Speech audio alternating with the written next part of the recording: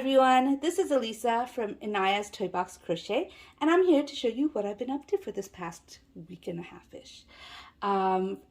First of all, I'd like to wish everybody who celebrates and who doesn't Ramadan Mubarak. I hope you have a great and blessed month. So let's just jump right in. There is 23 cats, and those are not what I've been up to this week. The only thing I did this week and a half on these was sew on the noses.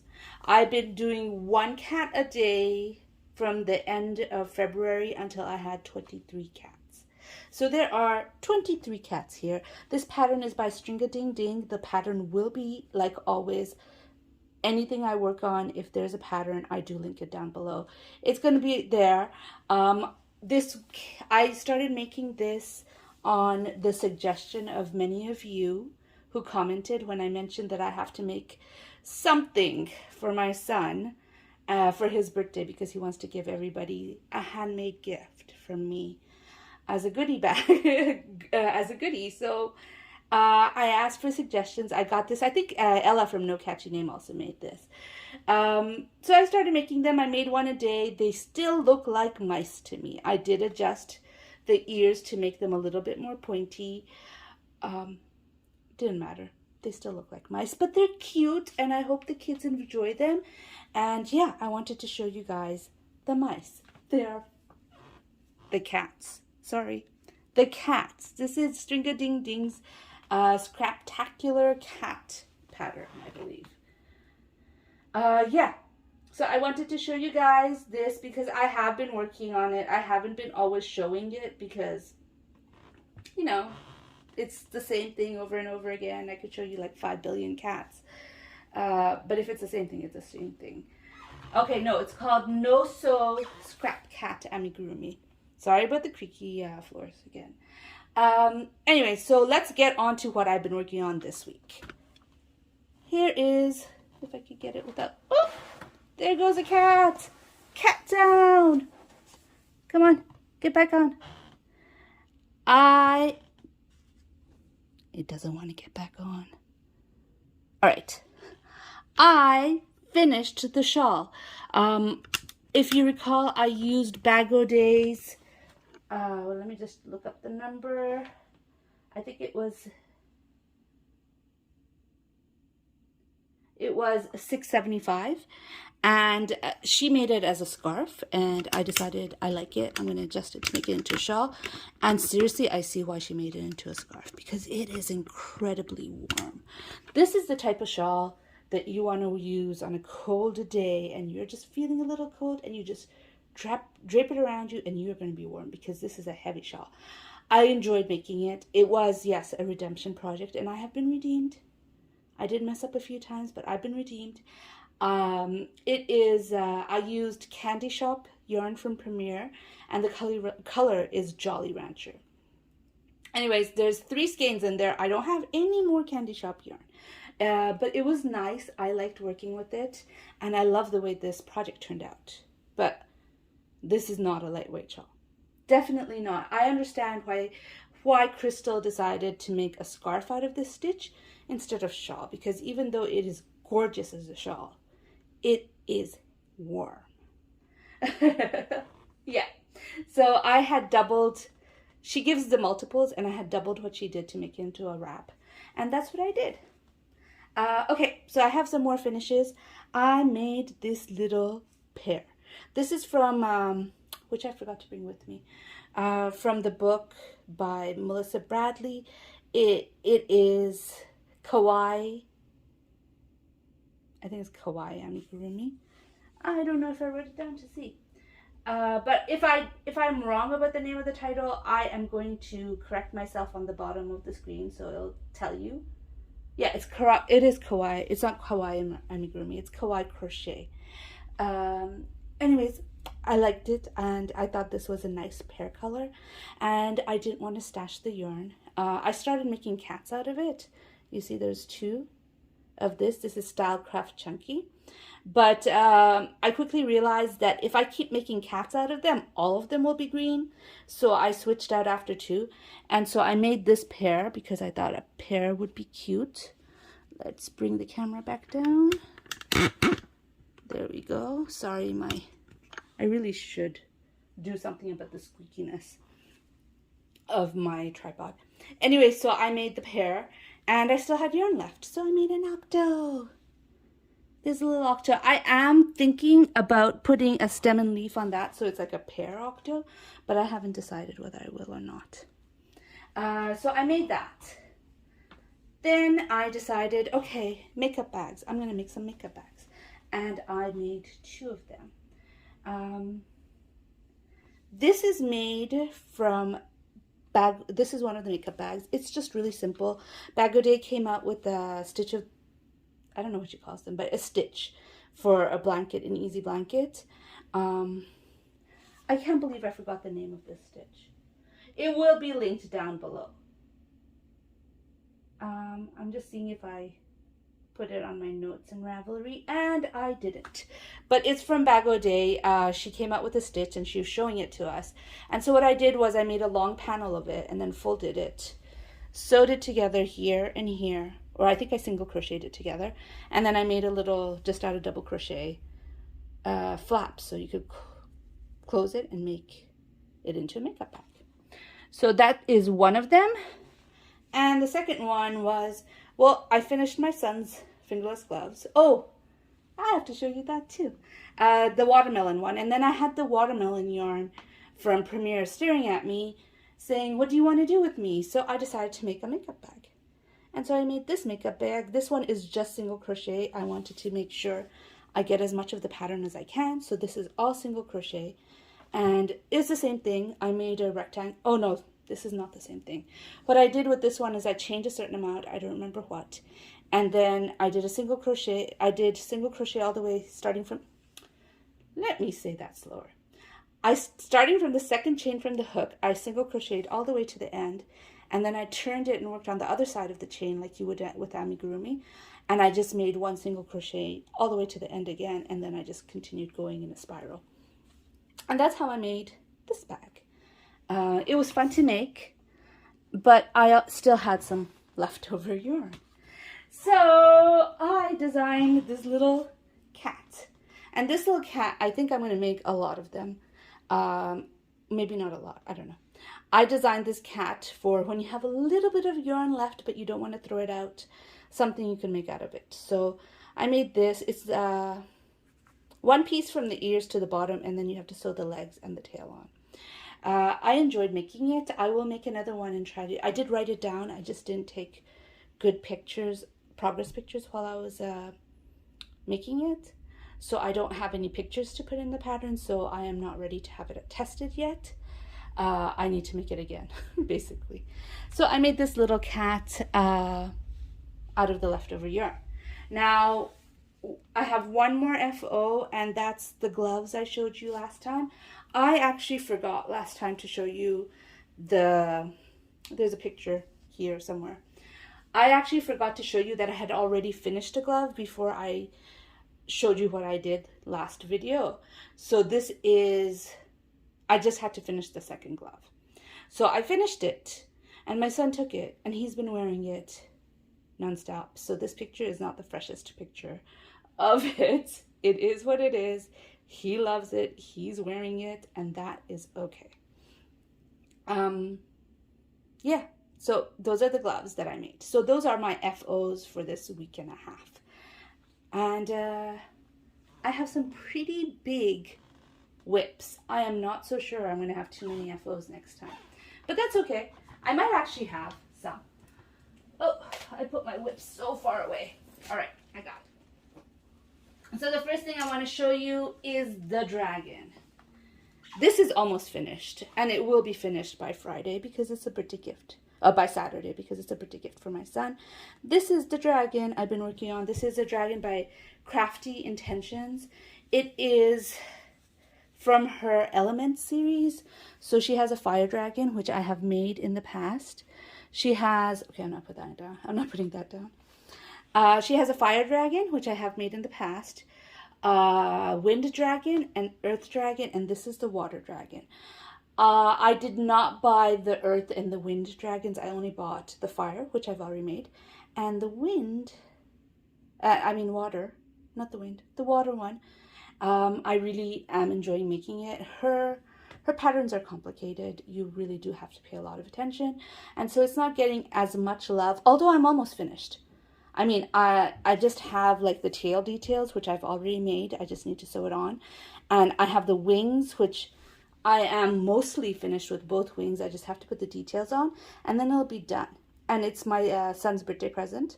He'll get it on Saturday. I tried at first to make it only while he's at school, but that didn't work out for me. Not really, because, you know, sometimes he's not at school. And so he hasn't really seen it like this. He's seen some parts of it, not the body and not the head, but he's seen like bits and pieces, like the whole like spine and the belly before I sewed it on. This pattern does have a lot of sewing, but I'm really enjoying it. I'm having fun with it, and I'm loving the way, I love dragons, and I'm loving the way it looks. It is one of the patterns, I'm going to move it out of the way. It is one of the patterns that is in a picture right over here. It's the one to the corner to the right. I don't see it right now to point out to it, and even if I did, my finger would probably be covered. It is one of those patterns that I have to make, that I have paid for and have not made yet. And it is one of my goals to finish as many of those patterns as I can this year, and hopefully by the beginning of next year I'll finish them all. Yeah, so it's over there. I'm not putting an X on it yet because, I mean, I'm not finished yet. So that is my first whip. My second whip is the Harvest cardigan. Yes, I am making another one. I'm making this one out of crystal cakes. This one's for my daughter, and I didn't mark it where it was the last time I showed you, but I had just basically finished the ribbing. And now I finished the back panel, and now I'm covering up the light.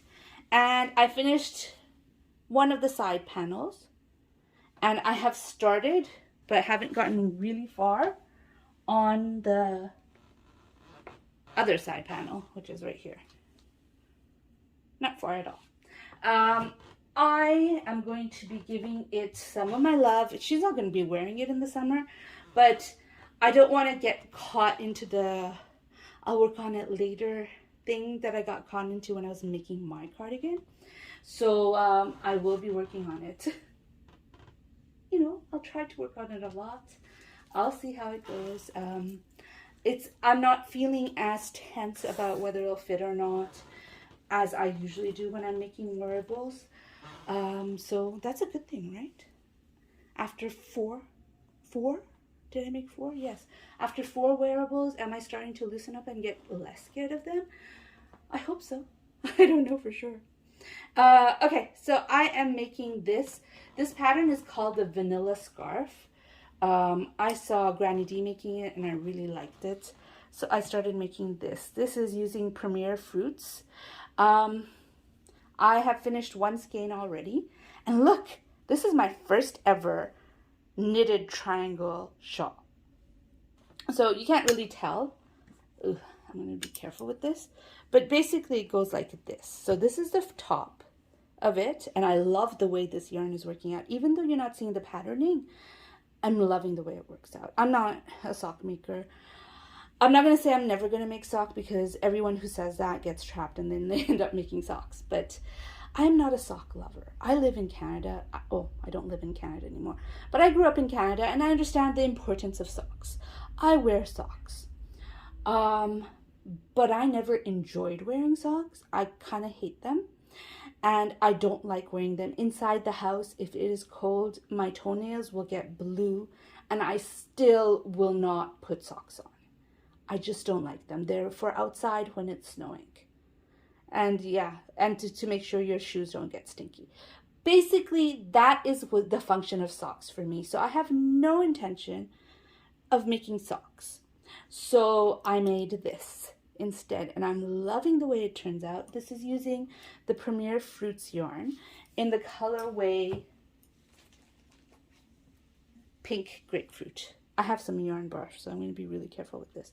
But this is the second skein. I finished one skein already. I have 3 skeins, and even though this is supposed to be a scarf, and you're supposed to stop after you have 8 of these really, what's it called? I don't know what the stitch is called, but oh my gosh, it's the first time I'm doing it, and it was a little bit of trouble at the first whirl, but I've gotten it now. I've gotten it.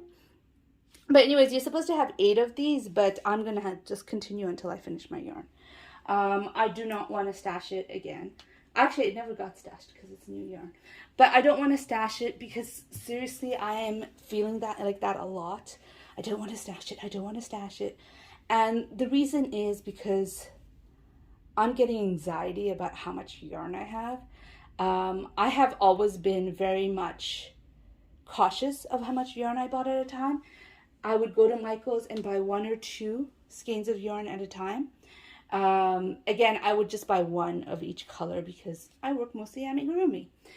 But since 2 things happened. 1, Michael's closed down. It did not survive COVID, the one that's close to me. The one that was literally walking distance to me has closed down. And since COVID started, I have been ordering yarn. And when you order yarn, I always think, oh, I have to make the shipping worth it. And so I end up ordering more than I would have bought in a store. And it's getting overwhelming how much yarn I have because I don't know where to put them. I have 1 shelf on a bookshelf that I keep yarn on.